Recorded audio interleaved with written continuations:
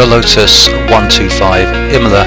What more to say? Smuffy on pole with Chris Haye behind him. Alaken Olifoot on the second row, followed by company 071 and Pavel. A non-starter next to race director TG Dirty Ewok and Frank, and Florence Taraki quicker than his qualifying results suggest behind them. Lillian takes up the final spot. Pole sitter Smuffy gets bogged down at the start. Oliphant sees his chance, dives up the inside with Chris Haye matching Oliphant's speed to Smuffy's left. There we see Alakale veering left into the wall. Thankfully not too much damage. Chris Haye and Oliphant make contact and the resulting chain reaction sends cars in all directions. The carnage somewhat reminiscent of Spa 98. Scene from Smuffy's car as they head down to Tamburello. Olifoot curiously drifts offline towards the centre of the track and makes contact with Chris Haye, also moving to the centre, sending them both into the wall.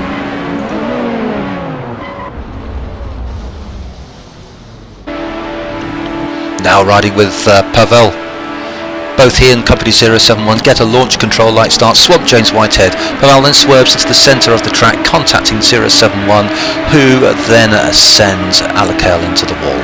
And through all the carnage, Pavel and Frank gather themselves together and pick their way past the debris, with Pavel in the lead.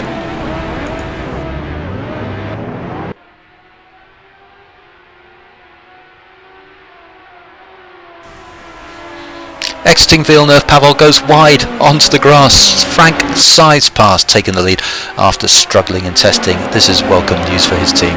A seemingly furious James Whitehead taking a dislike to the nose cone of TG Dirty Ewok, sending Smuffy across the grass and causing further contact with the luckless Alakale. We're now riding with Liline. There is Alakale being sent to the wall on the left. Oblivious to the unfolding situation, Liline sees his chance, so the daring Banzai move to the middle of the pack, wiping out James Whitehead with a chain reaction, taking out poor old Smuffy too. Liline, completely out of control, actually careers back across the track, putting company 07 in the kitty litter. Florence Daraki, who also managed to survive the terror at Tamburello, sees a closing door, but goes for it anyway, locking bills with Frank, but coming off worse. Race director TG Dirty Ewok calls for a full course yellow.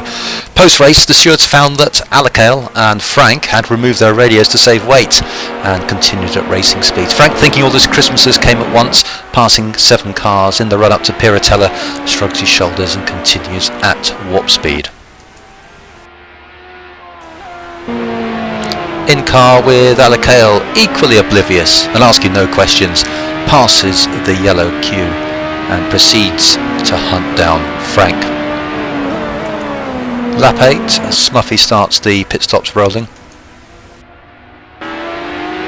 Lap 9, Chris Haye overtakes company 071 at Tosa. Alakale came in for his scheduled pit stop. Lap 10, race leader Frank also pits. Smuffy scythes past company 071 at Tosa. Company 071 giving a little weave in appreciation of Smuffy's mastery, no doubt. Pavel on lap 13 quickly reels in James Whitehead, forcing James Whitehead into a mistake. Too much gas too quickly with a wheel on the green stuff, exiting Variante Alta.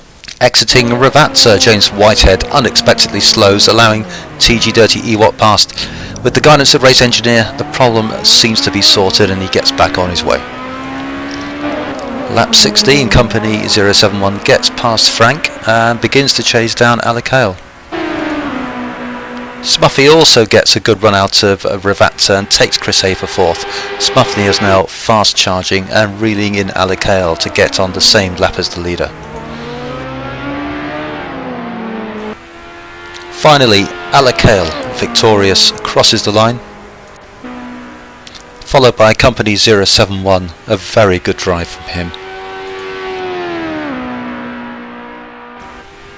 And the serendipitous Frank completes the podium.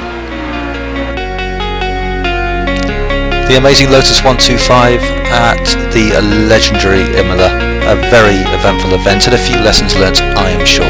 Thanks to all of the racers who took part. congratulations to the finishers. Next up, Spa with the ferocious Mazda 787. See you then.